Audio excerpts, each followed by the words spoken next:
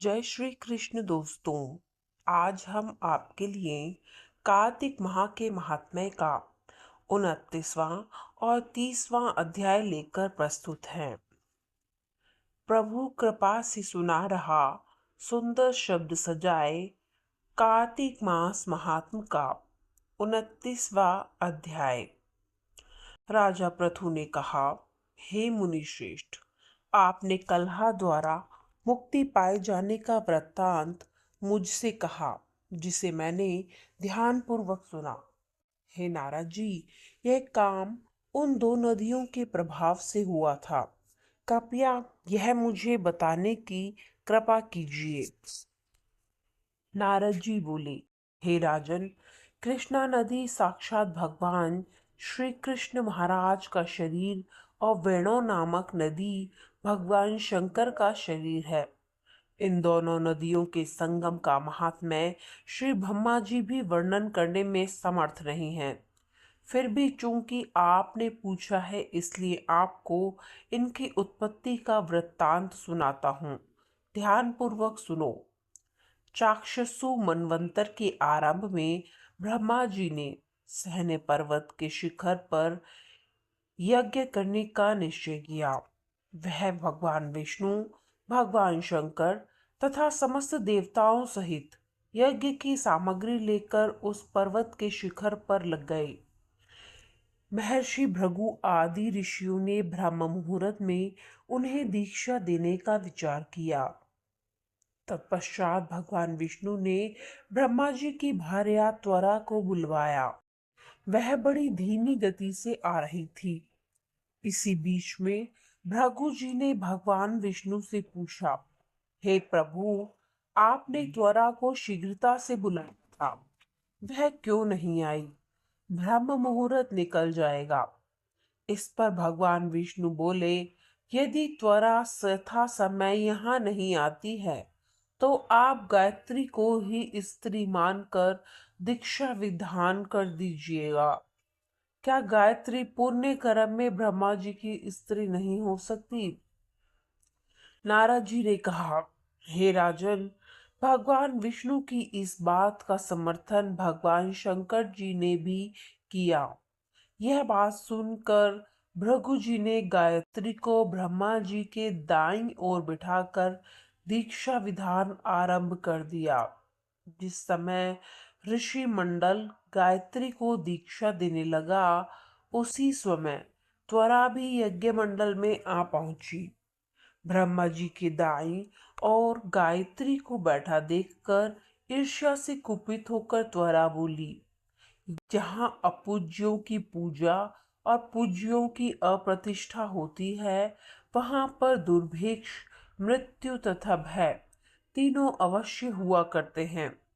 यह गायत्री ब्रह्मा जी की दाईं ओर मेरे स्थान पर विराजमान हुई है, इसलिए यह अदृश्य बहने वाली नदी होगी। आप सभी देवताओं ने बिना विचारे इसे मेरे स्थान पर बिठाया है, इसलिए आप सभी जड़ रूप नदियां होंगे।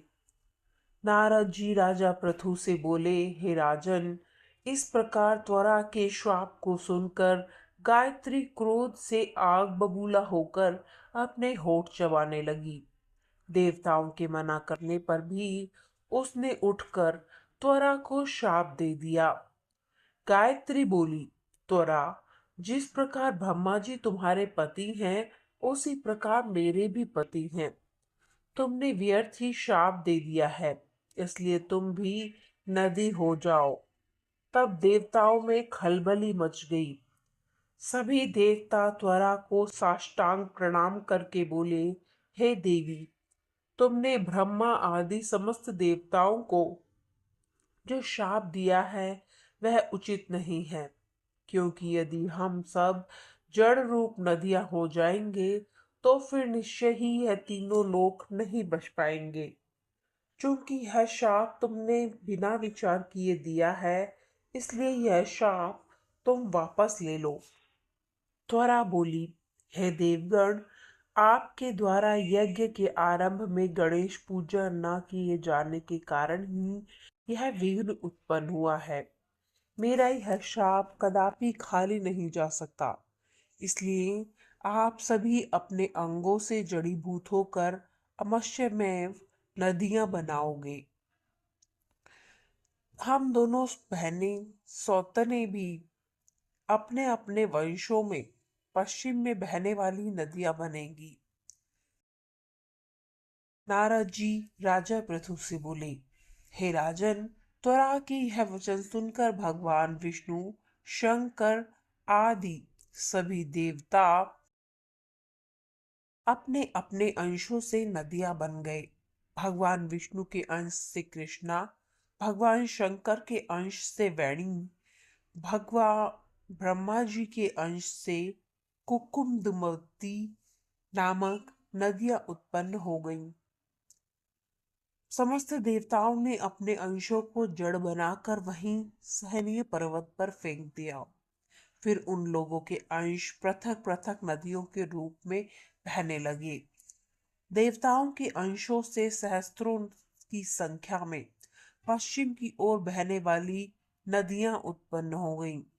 गायत्री और त्वरा दोनों पश्चिम की ओर बहने वाली नदियां होकर एक साथ बहने लगी। उन दोनों का नाम सावित्री पड़ा।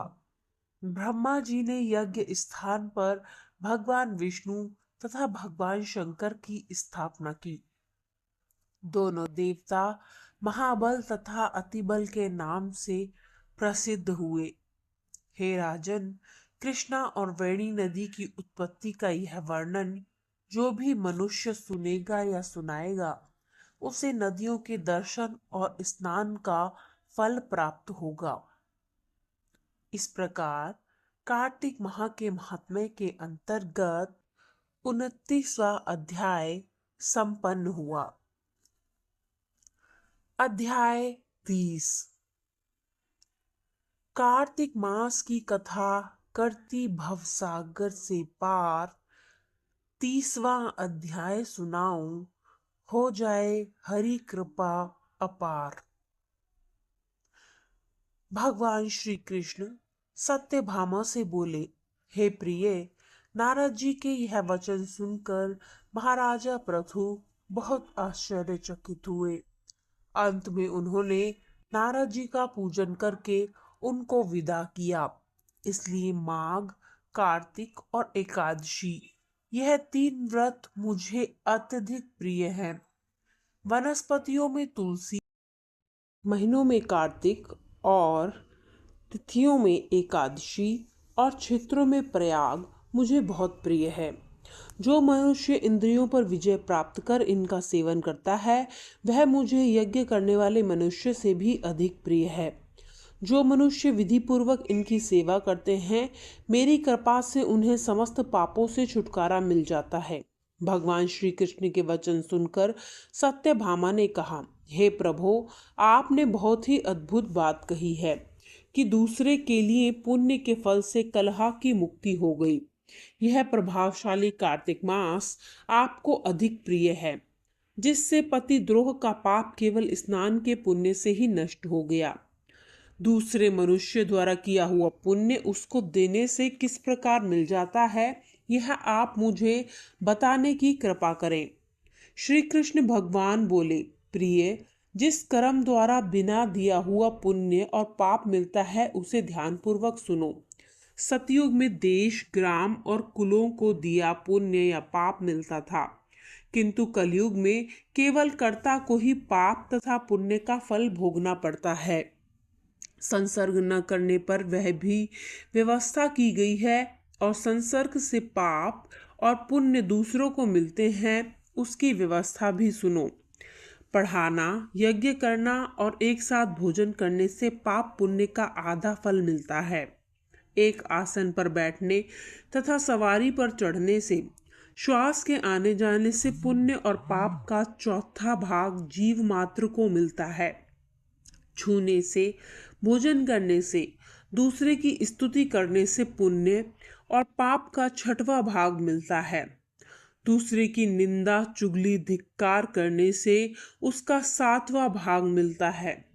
पुण्य करने वाले मनुष्य की जो कोई सेवा करता है वह सेवा का भाग लेता है और अपना पुण्य उसे देता है।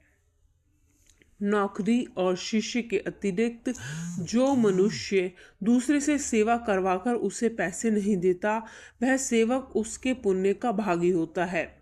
जो व्यक्ति पंक्ति में बैठे हुए भोजन करने वालों की पत्तल लांघता है वह उसे अपने पुण्य का छठा भाग देता है। स्नान तथा ध्यान आदि करते हुए मनुष्य से जो व्यक्ति बातचीत करता है या उसे छूता है वह अपने पुण्य का छठवां भाग दे डालता है। जो मनुष्य धर्म के कार्य के लिए दूसरों से धन मांगता है वह पुण्य का भागी होता है। ठीक उसी प्रकार जिस प्रकार की दान करने वाला पुण्य का भागी होता है। जो मनुष्य धर्म का उपदेश करता है और उसके बाद सुनने वाले से याचना करता है वह अपने पुण्य का छठा भाग उसे दे देता है। जो मनुष्य दूसरों का धन चुरा कर उससे धर्म करता है वह चोरी का फल भोगता है और शीघ्र ही निर्धन हो जाता है। जिसका धन चुराता है वह पुण्य का भागी होता है। बिना ऋण उतारे जो मनुष्य मृत्यु को प्राप्त होता है उनको ऋण देने वाले सज्जन पुरुष पुण्य के भागी होते हैं। शिक्षा देने वाला, सलाह देने वाला, सामग्री को जुटाने वाला तथा प्रेरणा देने वाला यह पाप और पुण्य के छठे भाव को प्राप्त करता है। राजा प्रजा के पाप पुण्य के षष्ठांश का भोगी होता है। गुरु शिष्यों का, पति पत्नी का, पिता पुत्र का, स्त्री पति के लिए पुण्य का छठा भाग पाती है। पति को प्रसन्न करने वाली आज्ञाकारी स्त्री पति के लिए पुण्य का आधा भाग ले लेती है। जो पुराण्य आत्मा पराये लोगों को दान करते हैं वह उनके पुण्य का छठा भाग प्राप्त करते हैं। जीविका देने वाला मनुष्य जीविका ग्रहण करने वाले मनुष्य के पुण्य के छठे भाग को प्राप्त करता है।